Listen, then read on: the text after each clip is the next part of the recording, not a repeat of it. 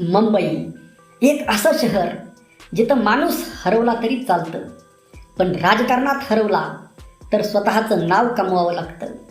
आणि याच मुंबईमध्ये एका घरामध्ये एक मुलगा जन्माला आला. घर साधं नव्हतं, घर होतं मातोश्री. वडील होते महाराष्ट्राच्या राजकारणाला हादरवून सोडणारे बाळासाहेब ठाकरे आणि त्या मुलाचं नाव होतं उद्धव बाळासाहेब ठाकरे.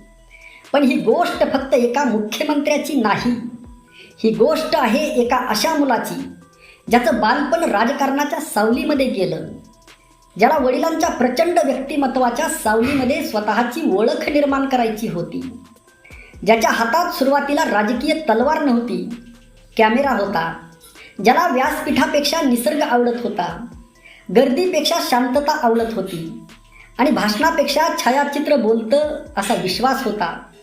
पण काळाने त्याच्यासाठी वेगळीच भूमिका लिहून ठेवली होती. आणि एक दिवस प्रश्न उभा राहिला, बाळासाहेबांनंतर शिवसेना कोणाची?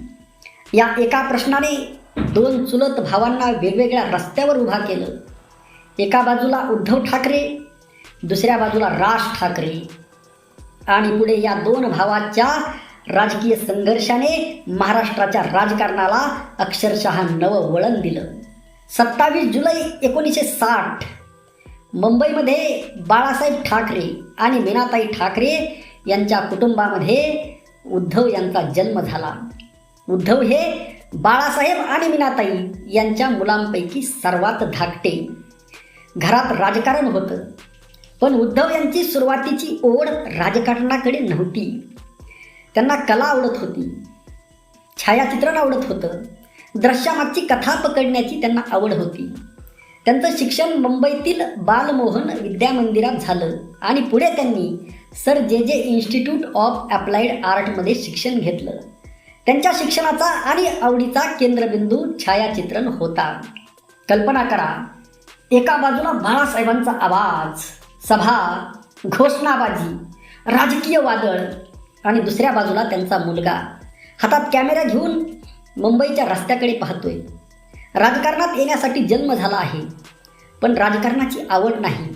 हीच उद्धव ठाकरे यांच्या कहाणीची पहिली गंमत होती. उद्धव यांना फोटोग्राफीची विशेष आवड होती. त्यांनी जाहिरात क्षेत्रातही काम केलं आणि चौरंग नावाची जाहिरात संस्था उभी केली होती. त्यांच्या छायाचित्रांना प्रदर्शनं आणि विविध माध्यमामध्ये स्थान मिळालं.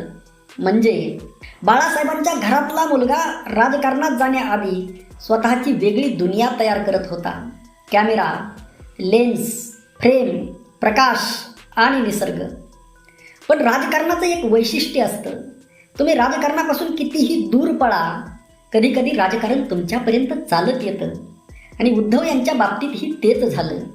बाळासाहेब ठाकरे यांची शैली आक्रमक होती, त्यांचा आवाज मोठा होता, त्यांची भाषा धारधार होती, त्यांची सभा म्हणजे राजकीय वादळ.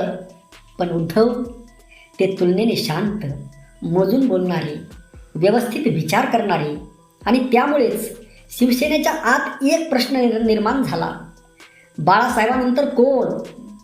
आणि या प्रश्नाचं उत्तर सरळ नव्हतं, कारण ठाकरे कुटुंबात आणखी एक नाव होतं, राज ठाकरे.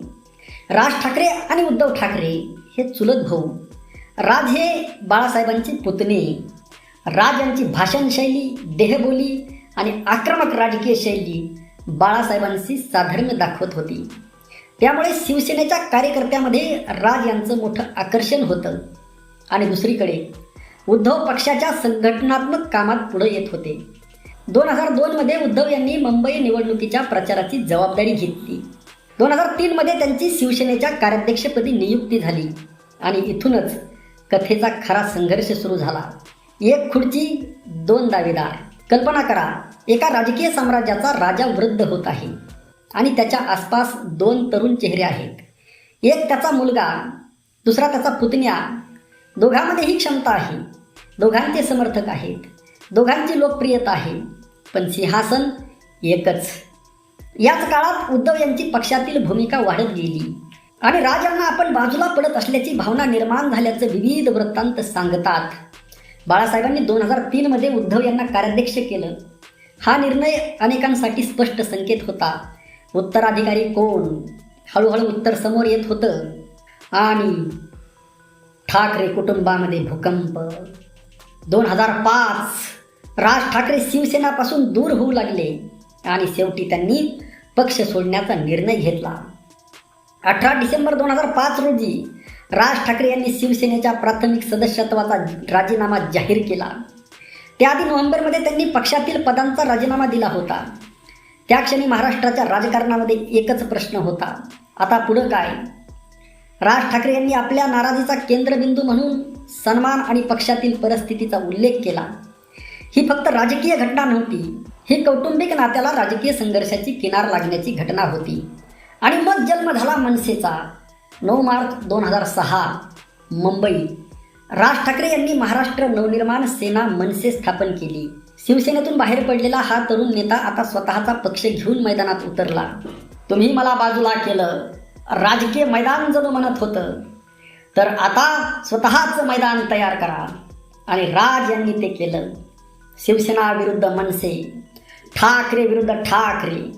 मुंबईच्या राजकारणात हा संघर्ष अनेक वर्ष चर्चेचा विषय राहिला. यामध्ये पक्षातील नेतृत्व, उत्तराधिकार, संघटनात्मक नियंत्रण आणि राजकीय शैली यांचे प्रश्न गुंतलेले होते. उद्धवांचा प्रवास मात्र थांबला नाही. राज बाहेर पडले, पण उद्धव आत राहिले. उद्धव यांच्यावर मोठी जबाबदारी होती. बाळासाहेबांचा पक्ष, हजारो कार्यकर्ते, मुंबईपासून महाराष्ट्रापर्यंत पसरलेलं संघटन आणि समोर नव्याने उभा राहिलेला मनसेचा राजकीय धोका आणि पर्याय. 2006 उद्धव यांनी शिवसेनेच्या मुखपत्र सामनाच्या संपादक पदाची जबाबदारी ॲक्सेप्ट केली. 2019 मुख्यमंत्री होण्यापूर्वी त्यांनी हे पद सोडलं. बाळासाहेब गेले आणि खरी परीक्षा सुरू झाली. 17 नोव्हेंबर 2012 बाळासाहेब ठाकरे यांचं निधन झालं. हा क्षण ठाकरे कुटुंबासाठीच नव्हे तर शिवसेनेसाठीही प्रचंड भावनिक होता. आता प्रश्न अधिक कठीण झाला. बाळासाहेबांशिवाय शिवसेना कोण चालवणार? उद्धव पुढे आले. 2013 ते शिवसेनेचे पक्षप्रमुख झाले. आता ते फक्त बाळासाहेबांचे पुत्र नव्हते, ते स्वतः पक्षाचे प्रमुख होते आणि त्यांना स्वतःच्या नेतृत्वाची परीक्षा द्यायची होती. शिवसेना आणि भाजपची युती महाराष्ट्राच्या राजकारणातील जुनी राजकीय भागीदारी होती. 2014 महाराष्ट्रात भाजप शिवसेना सत्तेमध्ये आलं. उद्धव ठाकरे यांच्या नेतृत्वाखाली शिवसेना या सत्तेचा भाग होती. पण पुढे परिस्थिती बदलली. 2019 विधानसभा निवडणूक आली, निकाल लागला आणि मग पुन्हा खुर्ची, पुन्हा केंद्रस्थानी आली. मुख्यमंत्रीपद. जे घडलं त्याने महाराष्ट्राचं राजकारण बदललं. भाजप आणि शिवसेनेची युती निवडणुकीपूर्वी होती, पण निकालानंतर मुख्यमंत्री पदावरून मतभेद निर्माण झाले आणि शिवसेना भाजपपासून दूर गेली. मग सुरू झाला असा एक राजकीय प्रवास ज्याची कल्पना काही वर्षापूर्वी अनेकांना अविश्वसनीय वाटली असती. शिवसेना, राष्ट्रवादी काँग्रेस म्हणजे शिवसेना आणि काँग्रेस ज्यांनी अनेक वर्षे एकमेकाविरुद्ध राजकारण केलं, ते आता एकत्र येणार. राजकारण म्हणाल तर इथे कालचा शत्रू उद्याचा मित्र होऊ शकतो आणि कालचा मित्र उद्याचा विरोधक.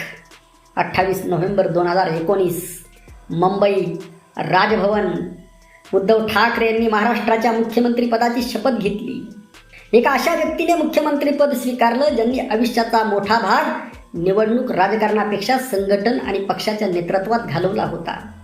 आता ते महाराष्ट्राचे मुख्यमंत्री होते आणि त्यांच्या सरकारमध्ये शिवसेनेसोबत राष्ट्रवादी काँग्रेस आणि काँग्रेस होती. हे सरकार म्हणजे महाविकास आघाडी सरकार. मातोश्रीतून सुरू झालेला प्रवास आता मंत्रालयाच्या 6व्या मजल्यावर पोहोचला होता. पण कथेचा क्लायमॅक्स अजून बाकी होता. मुख्यमंत्री म्हणून उद्धव ठाकरे यांच्या मुख्यमंत्री पदाचा काळ अनेक मोठ्या घटनांनी भरलेला होता. कोरोना महामारी आली, राज्यात अभूतपूर्व संकट निर्माण झालं. आरोग्य व्यवस्था, लॉकडाऊन, अर्थव्यवस्था, स्थलांतरित कामगार, प्रशासन. मुख्यमंत्र्यासमोर प्रचंड आव्हानं होती. उद्धव यांची सार्वजनिक प्रतिमा मात्र त्यांच्या पूर्वसुरी बाळासाहेबांच्या तुलनेत वेगळी होती. आक्रमक भाषणेपेक्षा संवाद, शांत शैली आणि प्रशासनाकडे वेगळ्या पद्धतीने पाहण्याचा प्रयत्न. पण राजकारणामध्ये शांतता कायम राहत नाही. जून 2022 शिवसेनेच्या आत बंडाचं वादळ उठलं. एकनाथ शिंदे यांच्या नेतृत्वाखाली अनेक आमदार उद्धव ठाकरे यांच्या विरोधात गेले. सरकारचं बहुमत धोक्यात आलं. आता प्रश्न होता, उद्धव ठाकरे सरकार वाचवणार का?